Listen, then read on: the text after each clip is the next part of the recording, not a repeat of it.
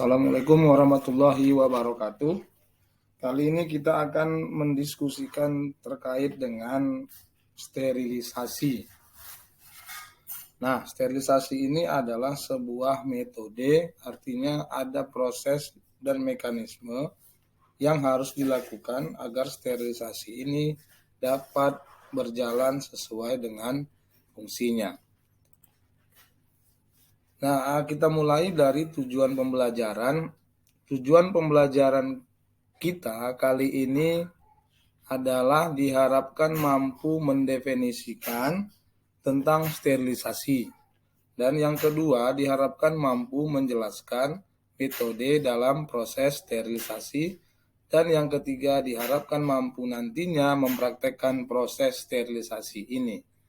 Mudah-mudahan tujuan pembelajaran ini dapat dicapai setelah mengikuti penjelasan berikut ini. Kita mulai dari apa yang dimaksud dengan sterilisasi. Nah, sterilisasi itu adalah proses penghilangan atau pemusnahan semua jenis mikroorganisme hidup seperti mikroorganisme. Proses sterilisasi ini tidak hanya berlangsung pada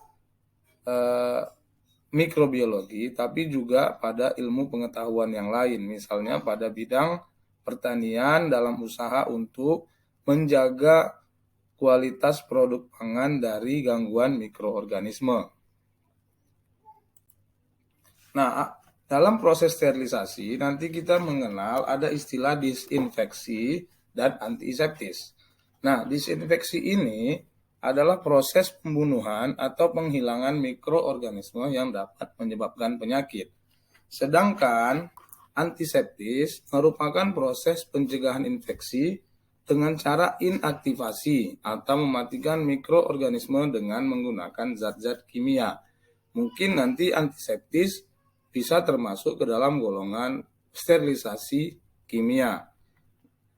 Dalam proses desinfeksi, nanti kita mengenal dengan nama desinfektan. Nah, desinfektan ini adalah agen disinfeksi yang merupakan zat kimia dan dadin digunakan untuk objek-objek tak hidup. Nah, kalau antiseptik, agennya disebut dengan antisepsis atau antiseptik. Proses ini menggunakan juga zat kimia, tapi tidak merusak jaringan inang dan tidak menyebabkan setoksis desinfektan. Jadi perbedaan antara desinfektan dan antiseptik dapat dilihat dari cekaman atau bahaya yang ditimbulkan ketika memakai zat kimia pada jaringan yang hidup. Karena keduanya menggunakan zat kimia. Desinfeksi ini berhubungan dengan sanitasi. Pada proses sanitasi, populasi mikroorganisme direduksi mencapai level yang dianggap aman. Makanya nanti desinfeksi ini berhubungan erat dengan sanitasi. Nah, apa faktor yang mempengaruhi efektivitas sterilisasi? Sterilisasi itu akan efektif jika faktor-faktor yang 6 ini bisa dikuatkan atau bisa dijalankan. Yang pertama adalah ukuran populasi. Yang dimaksud dengan ukuran populasi adalah populasi mikroorganisme yang besar tentu memerlukan waktu lebih lama sampai tercapainya kematian. Jadi mohon dipertimbangkan ukuran populasi. Nah, yang kedua adalah komposisi populasi. Tentu terkait dengan komposisi populasi, semakin banyak populasi yang resisten, maka sterilisasi juga akan berpengaruh keberhasilannya. Yang ketiga adalah konsentrasi agen mikroba. Nah, konsentrasi agen mikroba ini, faktor yang mempengaruhinya adalah makin tinggi konsentrasi agen, maka makin banyak mikroorganisme yang dapat dimatikan. Kemudian yang keempat adalah lama paparan.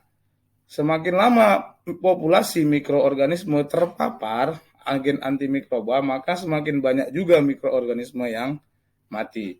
Yang kelima adalah temperatur. Peningkatan temperatur dapat meningkatkan aktivitas agen antimikroba.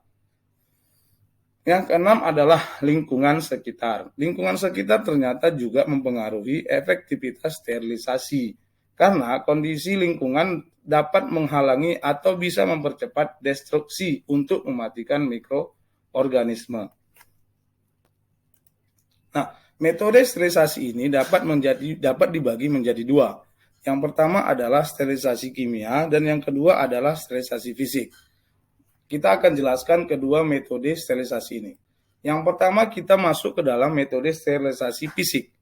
Metode sterilisasi fisik ini dilakukan dengan cara panas, baik panas kering maupun panas basah, dengan radiasi ataupun dengan filtrasi.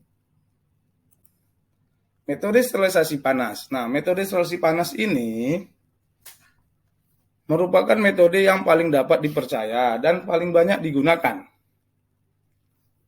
Metode ini cocok untuk bahan yang tahan panas. Nah, metode sterilisasi panas dibagi dua, yaitu sterilisasi panas basah dan sterilisasi panas kering.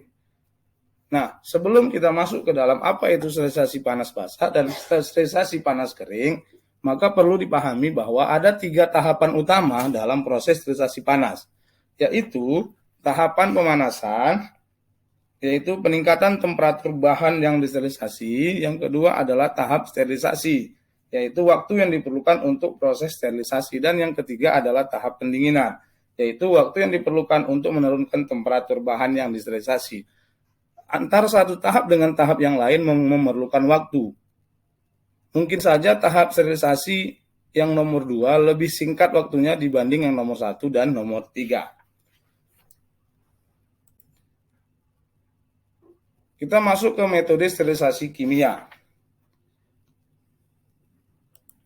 Metode sterilisasi kimia ini digunakan untuk bahan-bahan yang rusak bila disterilkan pada suhu tinggi. Nah, metode sterilisasi kimia dapat dilakukan dengan menggunakan gas, dengan cara fumigasi atau pengasapan, atau juga dengan radiasi. Nah, contohnya misalnya dengan menggunakan beberapa jenis zat kimia untuk sterilisasi gas, misalnya ada etilen oksida, ada gas formaldehid, atau mungkin nanti ada desinfektan cair yang memiliki daya antimikroba yang lebih rendah dibandingkan metode sterilisasi yang lain.